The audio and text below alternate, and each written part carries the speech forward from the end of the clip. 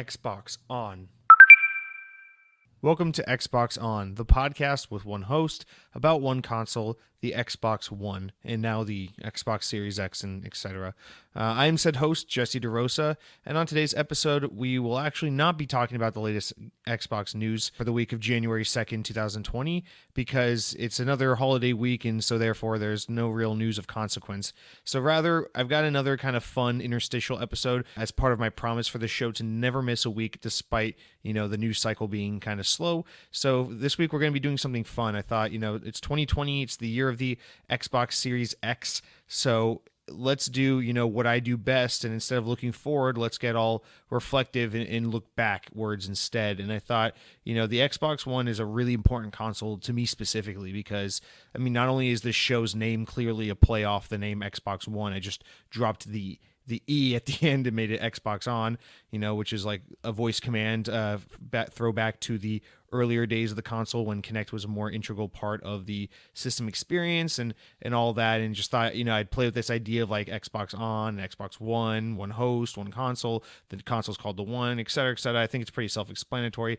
But aside from, just the podcast itself, borrowing from the name Xbox, the reason why, knowing when I made this podcast back just 6-7 months ago that this name would quickly become antiquated, because obviously we knew even last summer that the Scarlet was on the horizon and that this Xbox One was coming to an end as a generation, I still wanted to go ahead and use this naming convention because the Xbox One, despite being like objectively the least exciting, if not second to the 360 at the very least, Xbox console, I think it's a really, really important and special console to me, and it's quite possibly my favorite Xbox console. Not even so much for, how awesome the hardware is and how innovative it was and the games it offered, but really just the kind of, arbitrary sentimental memories and resonance it has with me personally. And it's just, so I thought, obviously if you're listening to this show, you're probably a fan of the Xbox, so it would be a really exciting opportunity for me to talk about my favorite Xbox console and just kind of do this retrospect where we talk about the console from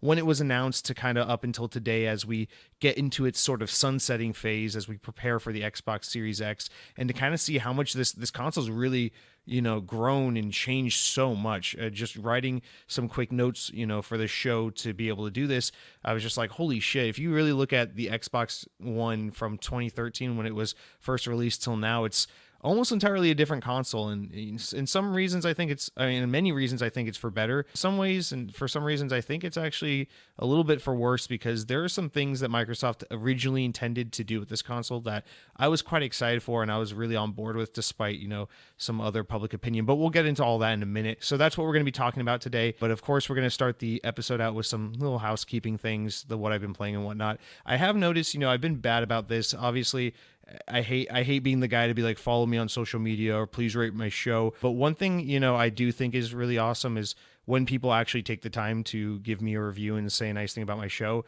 Again, I know this is so tired because I even roll my eyes when I'm listening to a podcast or watching a YouTuber who goes, thanks audience, I can't do this without you. But like, of course it has to be said because I'm like surprised. Obviously the show's not very popular. I'll be really honest with you. I've got nothing to hide. This show doesn't do crazy numbers. I think I have roughly 100 people listening to the show concurrently, which is more than I could ever ask for. But the show doesn't really grow. It's kind of stagnant, really honestly, in its listenership. But honestly, I'm just really proud that anyone even listens to the show consistently at all. And I really am grateful to anyone who's ever listened to this show. And it just actually means so much to me. Just trying to, I don't know. I listened to this one podcast where the host put into perspective, and I like to use his kind of analogy to think of it. Like if I were to close my eyes and think about me speaking into this microphone, and then opening my eyes and seeing an audience of 100 people just wasting an hour of their life listening to my bullshit, I would be.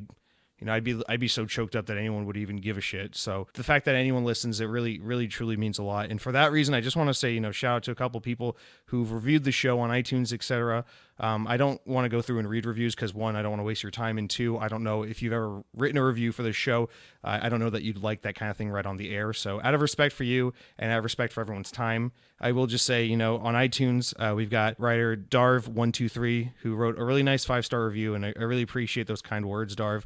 And And I've had a few of you on Twitter follow me or shout me out, or people follow me on Xbox or say nice things in the YouTube comments. And whoever you are, and at whatever point you've ever reached out and said a hello or said, I appreciate the show. Just I really do truly appreciate those kind words. And that's the kind of thing that helps me to continue to do this show. As sometimes I get a little despondent. I have a hard work week and I think I really don't want to do this fucking show today.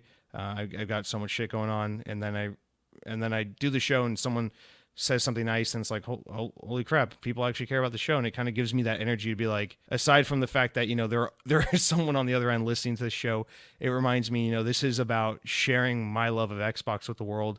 And hopefully someday, with people sharing their love of Xbox back with me, because as I used to say a lot in the earlier days of the show, I would love to have more listener feedback and questioning. And so we can just kind of do more back and forth and have everyone's voice heard on the show, because Xbox is an awesome brand, and I want us to all be able to share it and enjoy it together, and not for this to be a one way of you just constantly listening to me and never having a chance to speak. So sorry for the long housekeeping. I hate being that guy, but just thank you so much for listening to this show, and I'm excited to be doing this into 2020 and do another full year of Xbox on.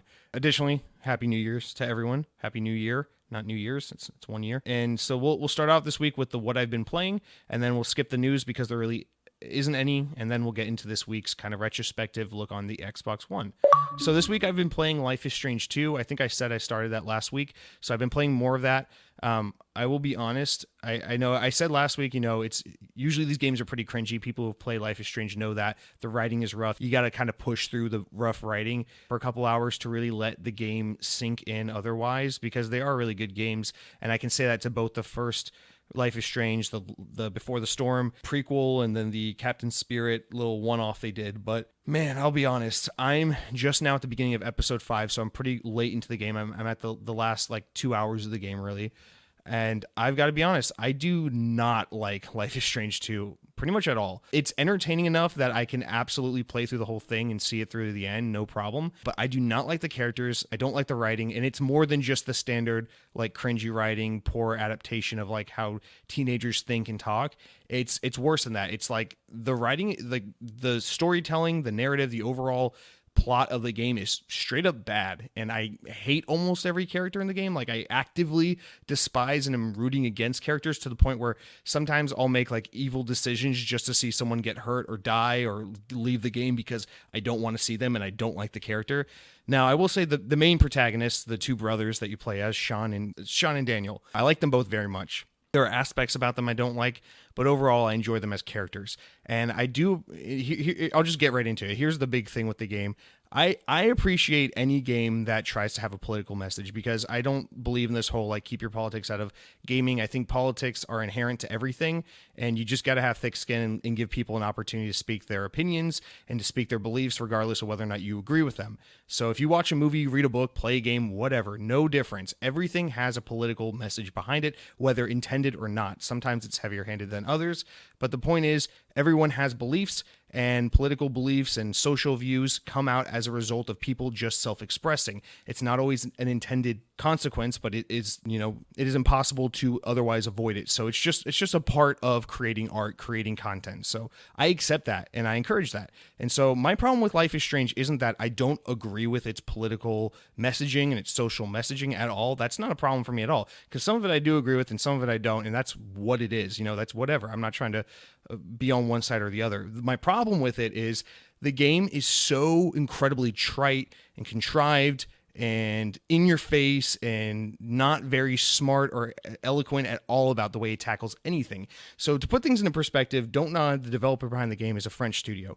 And this feels very much kind of like what Far Cry 5 dropped the ball with in a little bit, where it's it just feels like this very foreign, very European studio that has no real context for what's going on in the United States right now, trying to use this from afar perspective to tell players what's going on, what the issues are in American culture today. And to be more specific about that, so obviously the main characters of this game, if you've ever seen a trailer for it, are two Hispanic boys. They're Mexican Americans, and the main premise of the game, this isn't spoiling anything, is that their father is shot and killed by a police officer, and it basically sends them on the run. They find out the younger brother has supernatural abilities, and basically they're kind of on the run from the police and trying to find they're seeking safety. And it's about this journey they have with the older teenage brother having to really step up and be the father figure to his younger brother and help him kind of understand and deal with these powers he has and the loss of their father. But through all of that story, which is an awesome setup for a story, by the way, it just keeps using it as a vehicle to explain, police brutality in the United States, the alt right kind of like cartoonish internet perception of the Republican Party and the kind of Donald Trump stuff and all this like racism in America. And I think these are all great social issues and political ideas to attack, regardless of what side of where on the spectrum you fall with this, because these are important conversations to have. These are important ideas and beliefs to be challenged. But unfortunately, the game just ends up being super contrived. And here's what I mean about the whole French studio tackling American problems. It feels like the studio at Don't Nod is comprised of a bunch of people who've never visited the United States of America, who've never actually spoken with Americans about their perspectives and their opinions about these social issues, but rather just scrolled through Twitter aimlessly and read the myriad bullshit that people spew on social media and used that as the inspiration to kind of attack these American ideals and social views and whatnot. And it comes off as so tone deaf and so trite, so incredibly out of touch with what's really going on or how people really are. For example, there's like this one scene where where one of the characters gets pulled out of a car and like these two like white guys in the middle of like nowhere start like harassing the kid and being like just saying some really awful shit to him and beating on him and being really racist to him. And it's like, these are potentially really awesome moments to like really like show this awful like undertone of racism that does exist in certain corners of the world, because racism just is a thing that exists and some people are racist. And it ends up coming off as just like all white people are racist and all Hispanic immigrants are just like constantly being marginalized by and everyone hates everyone. Everyone's at odds with each other. And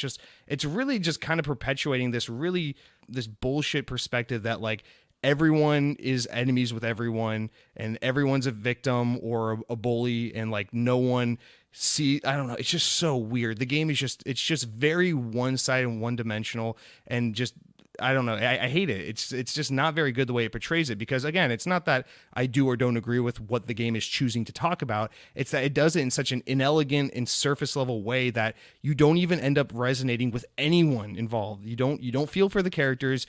Nothing feels believable or buyable. It's just a really contrived and kind of uneducated and uninformed perspective of these issues that it just comes off as so like bandwagony and just, I don't know, it's just not very good. It feels like the developers are just trying to be on board with kind of this specific kind of cultural movement where we're just being inclusive and trying to be politically correct without truly understanding, the plight of these specific groups of people or the true perspectives of the victims or the people involved in these scenarios. And it comes off as just very contrived, very disingenuous, and it's just not a fun game at all. And I think regardless of where you fall on any of these political beliefs, social issues, again, it's way more of an eye roll than a compelling game, and it's just not very good. It's entertaining enough to play it through the end, but again, like there's like all these like crazy hippie characters that are just caricatures of liberals, and it's honestly, regardless of if you're Democratic, Republican, or anything in the between, or anything on any other spectrum, because you don't want to be one or the other.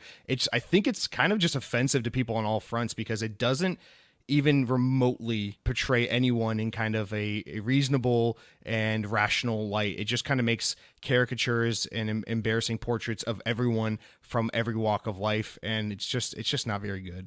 And that pains me to say, because like I said, I've enjoyed everything Don't Nod has made up until now, but I will finish episode 5, and I hope that the new game they're working on that they announced during XO19, I hope it's much better, because I want to like these guys and I want to continue playing these games, but man, Life is Strange 2 is not very good.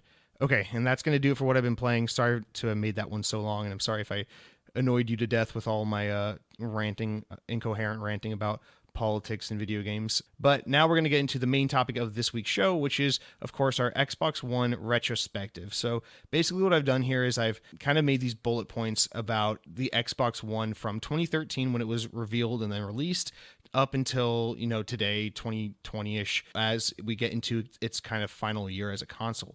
So we're going to kind of just do like this start to finish and talk about some major highlights, major games released, major aspects of the console's life, turning points in the generation, and just this isn't going to be comprehensive. We're going to miss a lot of important details because as I was writing these notes, I realized like a lot of games, a lot of important information has happened, throughout the Xbox One generation. So bear with me, humor me if I miss some really important items, but we're just going to kind of push through and do what I could remember to be the main sticking points of this generation and just kind of reflect on all that. So in 2013, actually, Sony beat Microsoft to the punch with revealing the next generation console after a very long and tired previous generation of the PS3, Xbox 360 that lasted way longer than any previous gaming generation ever. Sony and Microsoft finally showed what they had up their sleeves for the next generation. And, as a side note for many who don't already know, many believe the reason for the consoles, for there being such a large gap between like Xbox 360 and Xbox One is, the recession that hit in the US, or the recession that hit in 2008, and kind of how it affected the market and set everyone back for years, both, manufacturers in the market with being ready for a new entertainment box that they can drop $400 or $500 on, and just a myriad reasons why these consoles ended up coming out way later than they otherwise would have. People believed otherwise, that these consoles initially would have come out closer to like 2011, 2012. But nonetheless, 2013, after a very long Xbox 360 generation, Microsoft finally revealed the Xbox One following Sony's reveal of the PlayStation 4 in February. So it was May, and Xbox held their own announcement event. And this is the infamous show where they revealed the Xbox and focused very much so on the kind of entertainment aspect rather than just the box itself. So Don Matrix was still the head of Xbox at the time, and they come out and they reveal the box. It looks great. The controller looks great. Everything about the console looks great. But then they really start marketing the Xbox kind of as what its original vision was, which is it's this thing that comes with this 2.0 Connect. It's integral to the system. It comes in the box. You cannot buy it without this peripheral, and it's part of how you navigate the Xbox. It's part of how you interact with it, and it's way more. We're going way deeper than just making a gaming console. This is your all-in-one entertainment box, hence the name Xbox One, which, people roll their eyes a lot at that name at the beginning, but of course, I think personally now, the Xbox One name is just fine. I don't think it's the best name. I still think Xbox 360 is a way cooler name, but I think Xbox One is a name we've all gotten pretty used to, and I don't think it's a rough name anymore. It's just fine with me.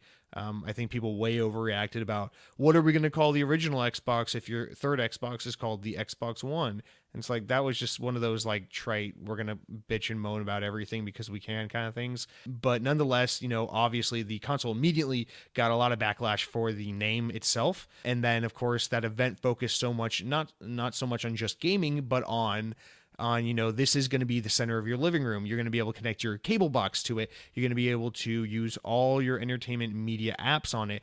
Basically, and this was Microsoft's original vision, is we're going to make Xbox do to your living room what the desktop PC has done to your office room. We want to make this the computer that is at the center of all entertainment and all, connected computer-like media activity, not just gaming. And it really is kind of a great idea for Xbox. The problem is, when audiences have been so hungry for a new video game console and you come out and you start showing off the entertainment box and not the console about video games, you really confuse the message, especially when your audience during an early announcement isn't the general user, it's the gamer. It's obviously, it's on top of that, it's also investors in your market, the people you want to sell to. It's not just the consumer. But when it comes to the consumer, it's your gamers. And those are the people who are here to see how powerful this new machine that's going to play the next Halo game is, not, is there going to be fucking, I don't know, third party Call of Duty and a Halo TV show or whatever it was.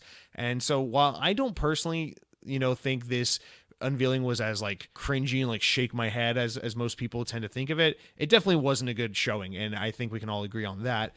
But what really makes me sad is that this is kind of the catalyst of how Xbox went from something it was intended to be to something audiences shaped it to be. And it's always awesome when, users can help influence a brand by making it something more in line with what everyone wants it to be. But it's also really awesome when a company has a vision for a product or a service and then they're able to change the world's perception. I always liken this example to the iPhone. The iPhone's kind of the perfect example in a more modern sense, right? Where Steve, our perception of phones were all these like little flip phones with buttons, and they were kind of rudimentary and really quite antiquated by what we use today, our standards today. And then the smartphone was like the BlackBerry, which was a thing with a full QWERTY keyboard. And it was just this crazy device that is so obscure by today's standards, but the team at Apple and Steve Jobs saw it as like, no, we have to get to simplicity, and we have to think of the phone as something more than just a communication device in the way of phone calls. We had to think of it in all these new ways. And basically what they did was they introduced to the market this device that no one knew they wanted and no one knew they needed, but we all wanted and we all needed. And then they changed the world of smartphones and of phones in general and the thing you keep in your pocket, and they literally revolutionized the world in that product. Now, of course, the Xbox One was never going to be that revolutionary to gaming like the iPhone was going to be to personal computing, but it's a similar thing where Microsoft had a clear vision for what they wanted the Xbox One to be. They wanted it to be your compute, the equivalency of your computer in your living room. And I really would have liked to see that play out. All the ideas and they had for Kinect and all the ideas they originally had to make Xbox more like Steam, with the kind of everything being tied more to your account and less to like the kind of traditional buy a physical video game, pop in the machine, all that. And they just got so much hate and so much fight back from this that, I think the real shame in all this isn't that Microsoft got cocky and dared to show the world something different that we didn't like. I think the bigger issue is that the market wasn't more open-minded to something that was a little more forward-thinking, because as we get further along the Xbox's life cycle, what we see is that regardless, like the market is slowly creeping up to what the Xbox originally was going to be. The Xbox One was originally going to be. We're getting closer and closer to that, like everything is tied to an account and it's not so much the console itself, and it's all digital these days and it's always connected to the internet. And we're getting so much closer to that these days that it's just so sad that like Xbox caught so much flack for it in 2013. And it's fair in the sense that they were very cocky about it when they came out with this console. But it's also a lot that they were just ahead of the curve and the market wasn't ready for it, because we were still thinking about buying physical media and popping in our consoles and sharing games with our friends. And Sony, on the other hand, they succeeded wildly by playing the exact opposite card. They said, this is our new PlayStation console. It's appropriately priced. It's all about video games and it's all pro consumer, pro gamer, just games. And that was really effective marketing that just really from the get-go made the Xbox One like impossibly hard to compete with, or the PlayStation 4 impossibly hard to compete with, I should say. So obviously that was the whole reveal. People were really down on Xbox instantly. PlayStation 4 just kind of became the de facto next generation console. And really, that May reveal event is really where it all started. From there, Microsoft never recovered, and that was pretty much game over for the Xbox One. Now, I'm not one of those people that say Xbox One's a failure. It's a failure. It's certainly not. It's sold very respectively. Microsoft makes money off the Xbox brand and the Xbox One. It's a good console. It sells well. It just hasn't sold as well as the 360, and it hasn't been nearly as competitive to the PS4 as I'm sure Microsoft or any of us as Xbox fans would like to see it be. That was kind of the beginning and the end of all of that, but we, of course, would go on to see Microsoft fight really hard to kind of take back some of that market share, and in my opinion, do more than an excellent job at really doing that. Although they don't succeed in numbers, they do succeed, in my opinion, in making all the right moves and making like kind of rebuilding the brand and making it the most pro-consumer brand in gaming. So that was 2013. The console releases later on that year. On November 22nd, we get games like Rise, Son of Rome, which is the console's big exclusive. It's not very good. We get Forza Motorsport 5, which is a fantastic Forza game. We get Dead Rising 3, which is like oddly exclusive to Xbox. And then we get Zoo Tycoon, Moon, Max, Curse of Brotherhood, but we don't get any like real big games. Like Forza is a big game, but obviously there's always that big like sexy racing game to show off the new console's power. But most people aren't going nuts about Forza. That's more of a niche game. Rise Son of Rome really isn't like the next big Xbox franchise, like I'm sure Xbox was hoping for, but nonetheless, launch lineups are usually pretty weak, so we'll give them that, right? Then we quickly move into 2014 as the Xbox One is only released at the tail end of 2013, and this along with this along with 2015 are my two favorite years for the Xbox One, the 2014 to 2015 timeframe. This is when the Xbox One is really fiery and really competitive because it just has the Xbox One was a very front-loaded generation of exclusive games, excellent exclusive games. Whereas I'd say the PlayStation 4 is kind of just the opposite. Whereas the PlayStation 4 was really slow its first few years with exclusive games, but has since really kicked ass in its latter half of its generation. So in 2014, we see them kind of updating the console is a Windows 8 machine. We see them constantly updating it, and people are bitching and moaning about how they don't like the Windows 8 setup, and the console lacks a bunch of functionality and features that even the 360 already had. And so rightly so, the community kind of expresses that hate and that concern with Microsoft, and they do right by continually updating the console. So that was a thing I remember in the earlier parts of the generation. But then the console just kind of trucks along for the most part throughout 2014, selling respectably, actually doing like kind of competitively well against the PlayStation 4. It's not till later on that it starts like really getting left in the dust sales wise compared to the PS4. So up until, throughout most of its first year, or throughout its first year in general, the Xbox One is sold only as one SKU, and it has the Kinect sensor. But then in 2014, we get a new version that does not include the Kinect sensor, and it retails for $400. So you knock $100 off the console, and now you get it without the effect, without the Kinect. And this is awesome because it makes the console more competitive with the PS4 pricing wise, but it immediately undercuts the whole original vision for the Xbox One. And this is like kind of where you get to the beginning of the end with the original vision, where it's just like, all right, so now we're not going to focus on Kinect, even though Kinect was going to be such an integral part of this console generation. And of course, everyone starts buying the version that doesn't include Kinect because that's what people really want. And so the market speaks. And so obviously 2014 is a massive year because Don Matrix leaves Xbox, and we get Phil Spencer promoted up to head of Xbox. And that really is the most critical move. I'd say the two most critical moves this generation for Xbox are, one, Phil Spencer taking over, and two, the launch of Xbox Game Pass. And so obviously one you get early in the console generation, and the other you get later. So this is a huge one. Phil Spencer, he is the one who helms the ship and says, hey, I'm not going to say the whole like embarrassing, we have a console for people that don't want to be online all the time. It's called Xbox 360. We're not going to be that company. We're not going to be full of hubris and be cocky and hateful. We're going to actually be all pro gamer and listen to our audience. And he starts rebuilding the brand from this point on immediately. Like he starts redirecting the ship and just changing everything about Xbox. And he makes all the right moves. There's no doubt, like I've said before, and like everyone will say, there's no doubt there's no doubt in my mind that Phil Spencer is by far the best person to be helming the Xbox brand. And so that's the best thing that happens in 2014 by far, aside from, also the console becoming more competitively priced with a new SKU that does not include Kinect for $400. Other than that, a massive story that happens in 2014 is, of course, Microsoft buys Mojang, the company behind Minecraft, and then Minecraft becomes a Microsoft brand, which is massive. And this acquisition, I think it was 2 or 4 billion. I want to say it was $4 billion Microsoft bought them for, which is absurd. It's like more money than Disney spent on Star Wars, on Lucasfilm.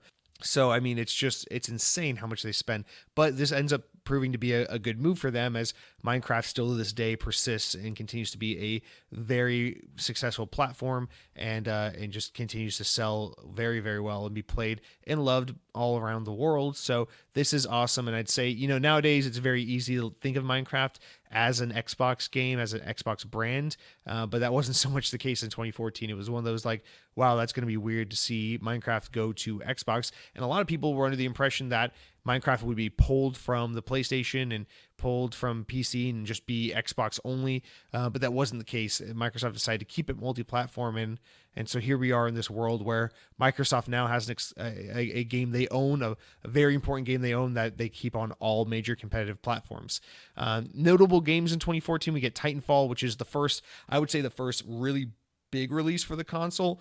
It's certainly the first game on Xbox I was really excited about, and it's definitely the first like really solid game outside of Forza that comes to the console. We get Fantasia Music Evolved, which is way better than it has any right being. It's a Kinect music game. We get Child of Light, which is a really beloved indie game, or not indie game, but like indie kind of smaller looking game, but it's from Ubisoft. We get Dragon Age Inquisition, which does very well that year. Forza Horizon 2, which is the game that really kicks the Forza Horizon series into like high competitive gear. We get Middle-earth Shadow of Mordor, which is much beloved for its Nemesis system. Far Cry 4, which is by far my favorite Far Cry game, a fantastic game. And then we get Sunset Overdrive, which in my opinion is by far top 3 Xbox One games. If you haven't played Sunset Overdrive, you are a very, very awful person, and you need to go rectify that immediately. We get Destiny, which is Bungie's first non-Halo game, since they're kind of split with Microsoft, and that was a very significant game. It spawned the whole games as a service kind of thing that really helped to define this generation of gaming.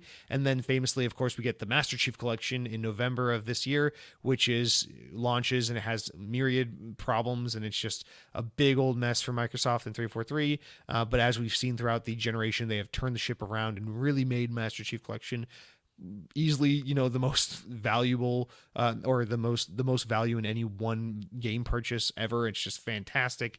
And then we get Wolfenstein: The New Order, which is this reboot of the Wolfenstein franchise. That's fantastic. We get Call of Duty: Advanced Warfare, Outlast, Evil Within, D4, Alien Isolation, etc., etc. And then Microsoft releases that Project Spark, which is supposed to be like this kind of persistent platform that never really gets out of beta. It has that Conquer content eventually, but no one really plays it. It falls off, and we haven't heard of it in a long time. It's pretty defunct it's long been defunct by now. So that's roughly your 2014 year.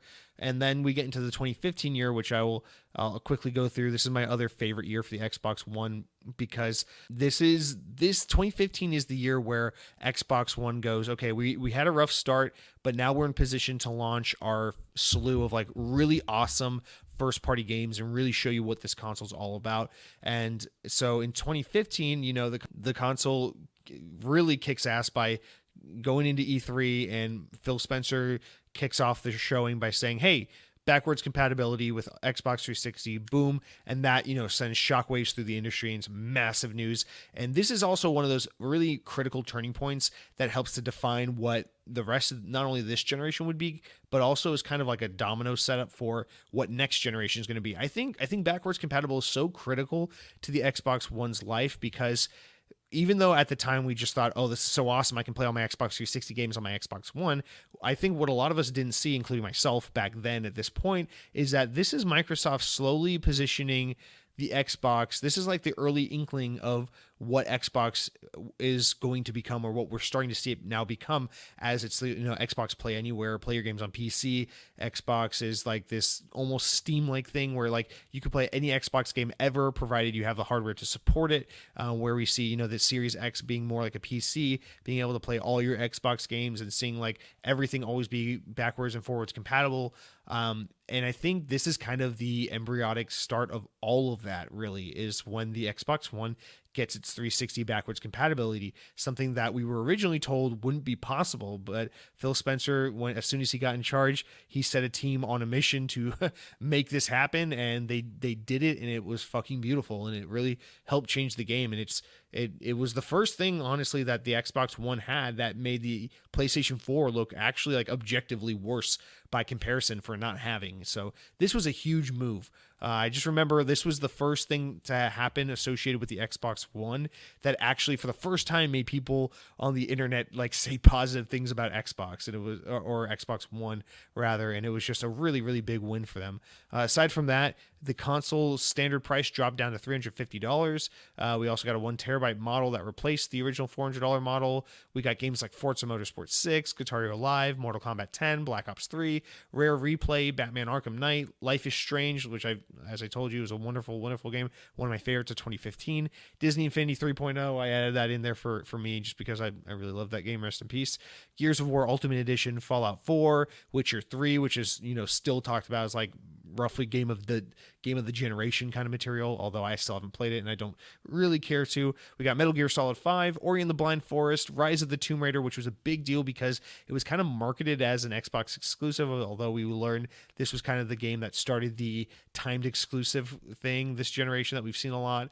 But that was a big game that was really associated with the Xbox One and kind of held onto that console alone for a solid year. And then, of course, we get my favorite game of 2015, my favorite game possibly this whole generation, maybe it's the top 3 for sure. Absolutely phenomenal game. And of course, I'm talking about Halo 5 Guardians, which comes out in October. I believe it was October 27th. I think I just remember that because I was so excited for years about that game, and I never forgot the date when it was announced. But yeah, Halo 5 Guardians, which was of course set to be the console's killer app. Now, of course, for as much as I love Halo 5, it has to be said, Halo 5 is the major turning point for Halo in its relation to the Xbox brand, where we see it for once where we see Halo kind of drop off in its popularity and its relevance. And we see, despite the game selling very well and doing commercially well and critically well, a lot of players took issue with the campaign. I know still to this day, many of you listening probably don't like Halo 5 because it's just such a divisive game, despite its multiplayer being absolutely fantastic.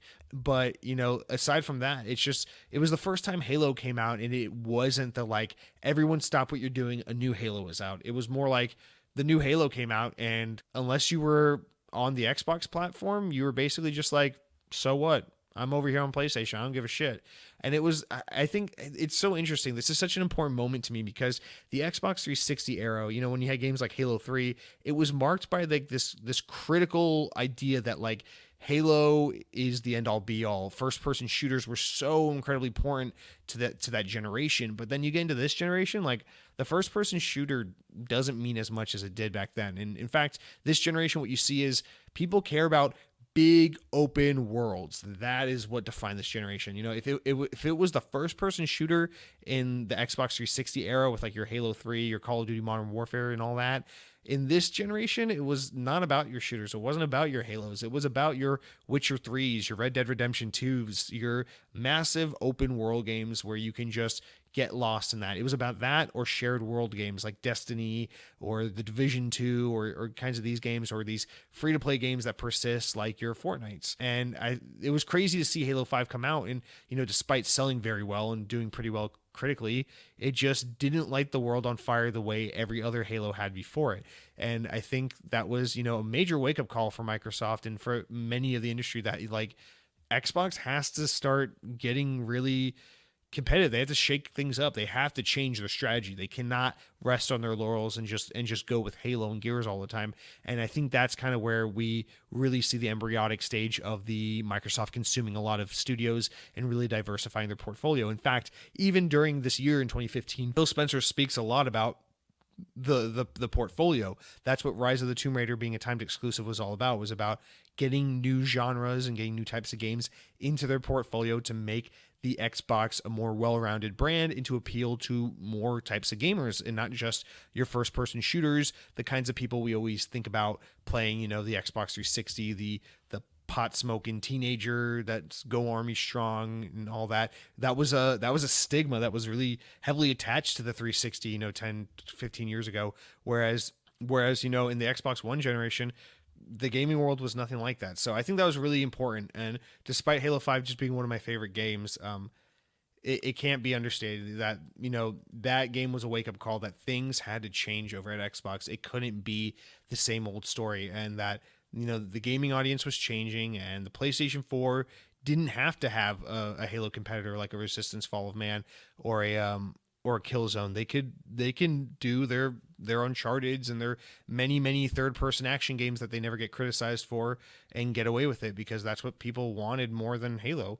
And that was just a crazy thing to think about. But that was 2015, and I always think of 14 and 15 as my favorite years for Xbox because I loved the games that came out during that era. I loved that like Windows 8 era of Microsoft, just that whole ecosystem of like Windows 8, Windows mobile phone, Windows Phone, Halo 5, that early Xbox One era where Kinect was still part of the conversation, and just all the wacky technology and the consumer stuff Microsoft was into back then that we saw them step away from a lot going into 2016 and beyond.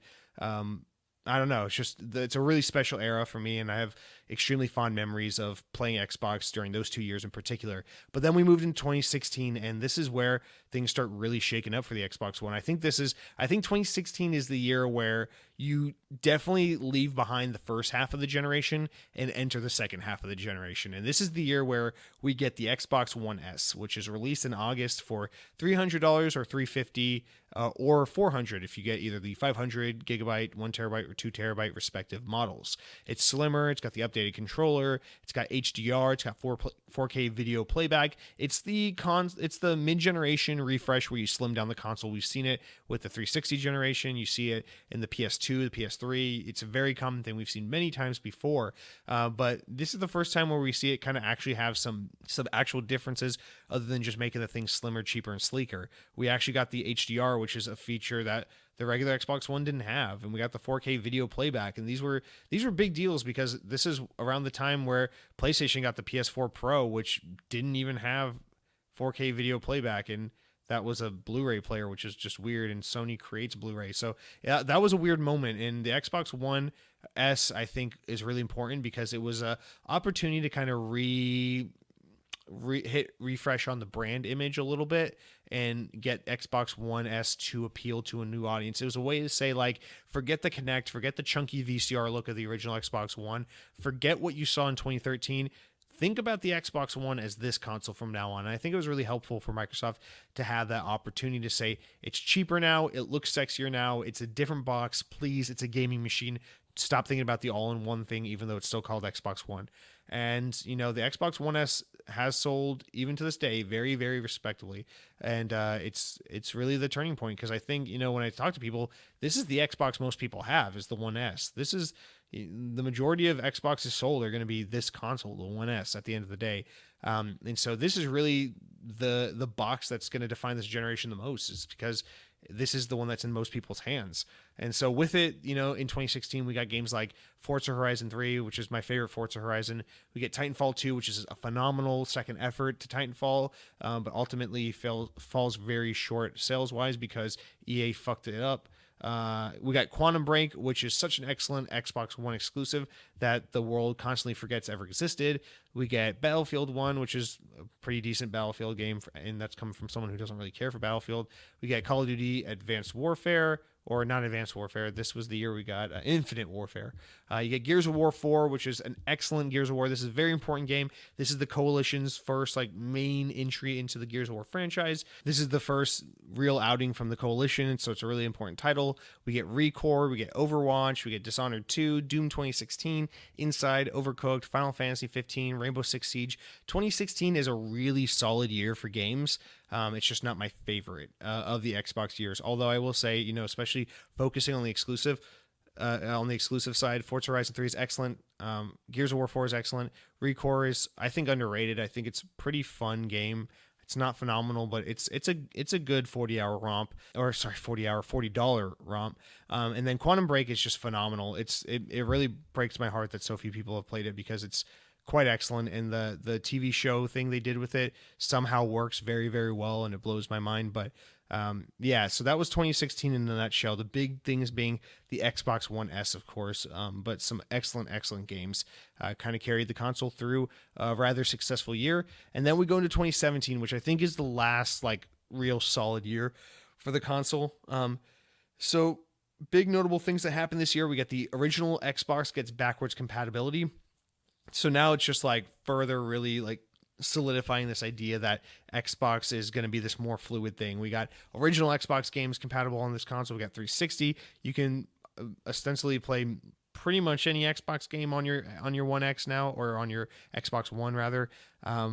but obviously it's not totally perfect. The original Xbox backwards compatibility is still a little rough. There's only so many games on it, but it's always getting better, and it will continue to get better, especially moving into the Series X generation. But the biggest thing in 2017 is, of course, and I won't tease anymore, the Xbox One X releases. It was first teased in 2016 as Project Scorpio, but then it releases in 2017 in November for $500. It can play games in 4K. It has super sampling, 6 teraflops, 2.3 gigahertz octa-core CPU, and a Radeon GPU, 12 gigabytes of GDDR5 RAM, 120 hertz refresh rate support.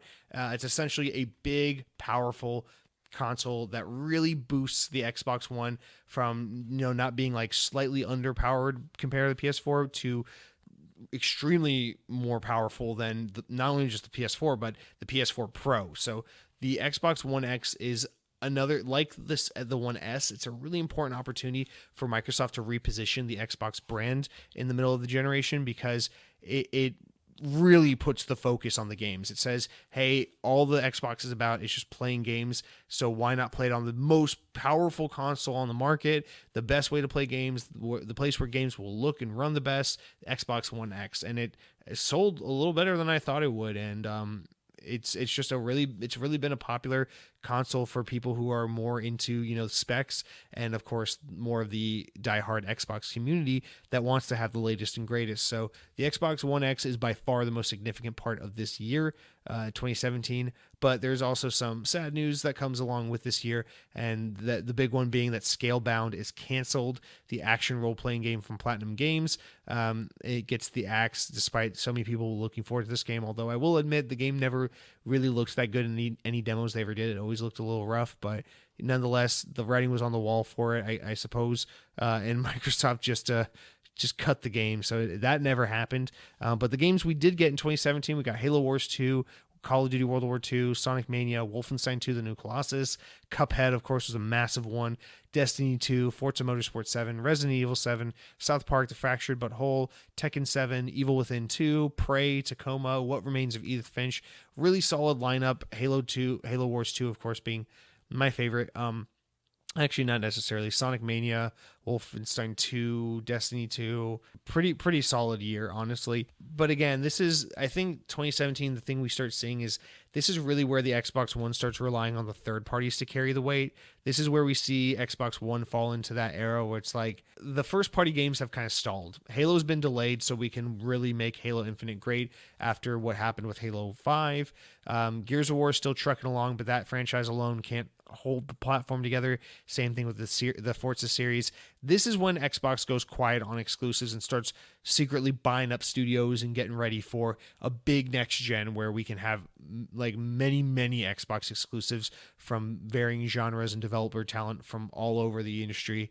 But this is where we just start to see the Xbox kind of start lulling on the exclusives and really just rest on the third party support. And that's, I think, it's something I accept, because obviously it's playing a console generation is like a game of chess. You got to be tactical about it. You got to be savvy, and sometimes it's just about getting your cards, getting your units in order, and kind of aligning everything for a big future play. And that's kind of where we've been with the Xbox brand for the past few years. It's not super sexy and flashy with all these awesome games coming out, but we're slowly building up for this big Xbox Series X console that's going to have all these new games on it, but we just got to slowly get there. And this is where we start to see things slow down so we can ramp up to that next stage.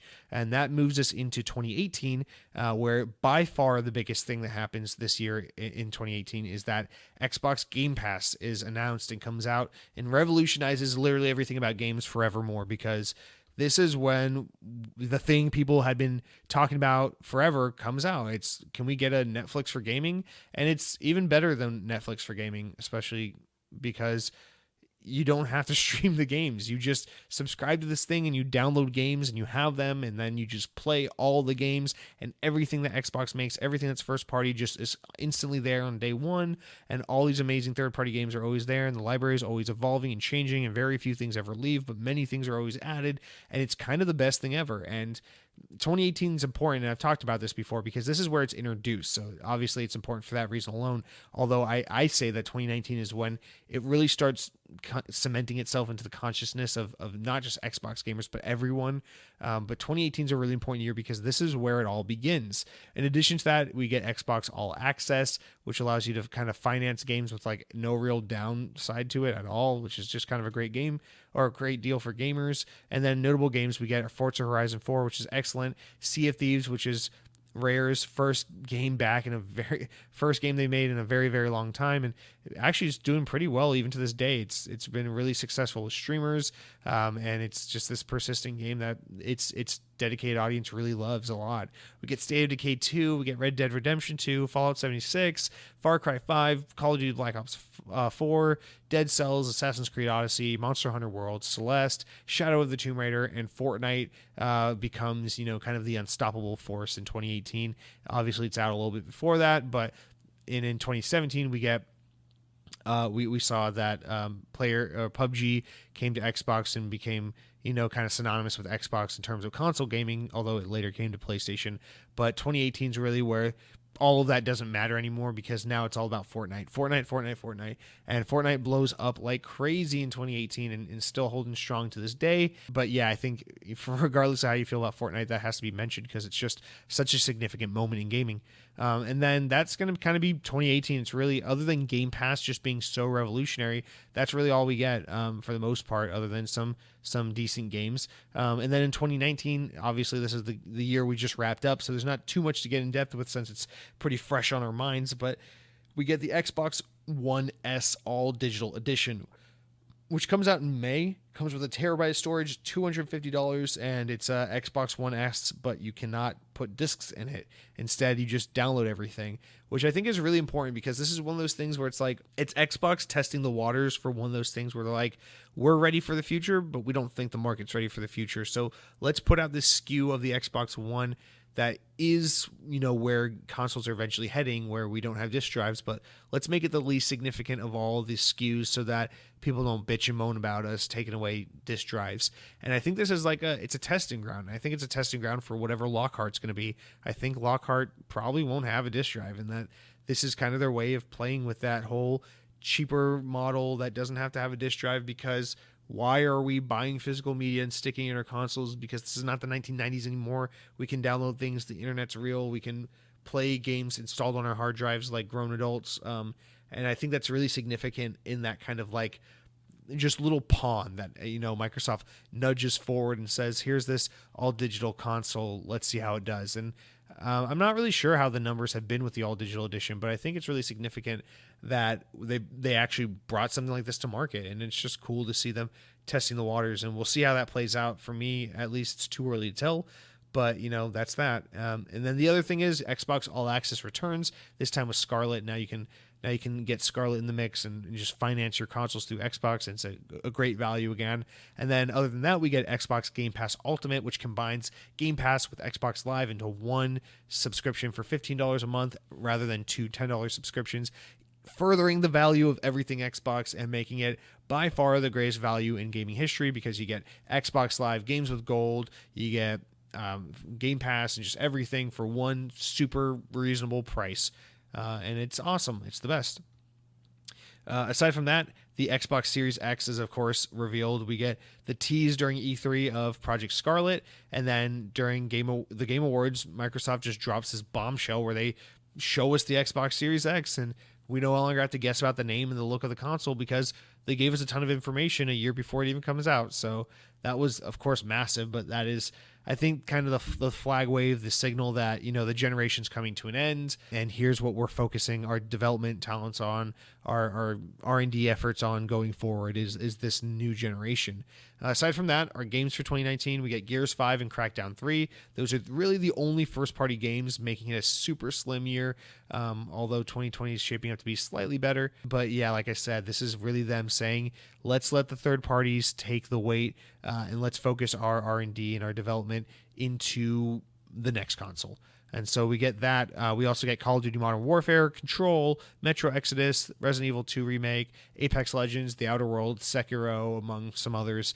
But yeah, that kind of brings us up to date, and I hope you see, kind of going through that, all of the all of the different eras of Xbox we've had in just this one generation, and how much it's changed from this, like, in a way, it's kind of gotten back to what its original vision was, while also really not being what its original vision is at all. We've dropped the Kinect, we've dropped the voice chat, we've gone to Windows 10. It's all about the games, but it has all the multimedia stuff. It's got the social media and the share functionality built into it, but we're really going to focus on the games and have everything just kind of be secondary and tertiary to the experience, despite technically being really robust offerings. It's just Microsoft learned that regardless of what features you need to add into the box, regardless of what functionality players need outside of games, when it comes to talking about the console and marketing it, people just want to hear about the games. And that's kind of been the story of the Xbox One X, or the Xbox One brand is do that thing of the future, do the always online, the no disk drive, the digital stuff, all these new things you want to do, but when it comes to marketing the console, when it comes to talking about what it's all about the games. And we've seen them go from here's the thing you're going to use to watch football on to here's a very powerful video game console. And it's been a really rewarding generation watching this thing kind of shift. But yeah, I hope that was fun. I don't know what you might think of that, but I hope it was fun to kind of listen to like some of those key points. I know I missed a lot of things. I missed like Lionhead closing or being shut down. But like, I hope it was fun to just kind of listen through that and remember like, oh yeah, that game came out that year. Or, oh, I remember when that announcement happened, and just kind of relive this quick generation that's seemingly gone by so fast, while at the same time really being quite a few years of our lives. And, hopefully you've had a great time with the Xbox One, and we can enjoy it for these last few months before we move on to the Xbox Series X.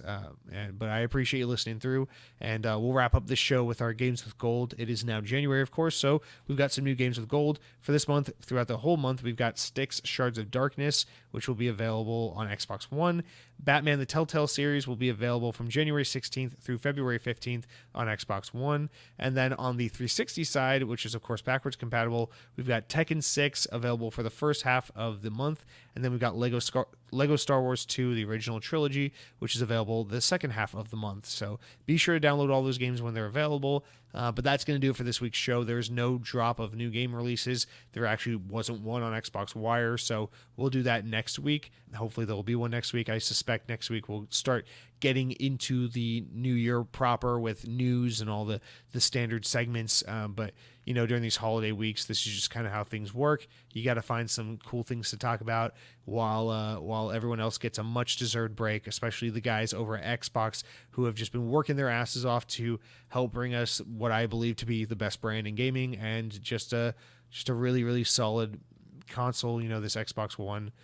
Happy to have been a part of it from the beginning, and to have enjoyed playing it so much, and to be a part of this community to whatever capacity I am, and to share my love and passion for this with all you guys. And hopefully you have a similar love and passion. I know sometimes I can be snarky and sarcastic and be a little down. That's just kind of my attitude. But really, aside from the joking and the kind of sarcasm and the tongue-in-cheek nature of everything, I really am, you know, a big fan. You can call me a fanboy. It doesn't really bother me. It is what it is. It's not like being partial to Xbox is going to define who I am and make the difference in whether or not I'm a good or bad person. It's just a video game thing.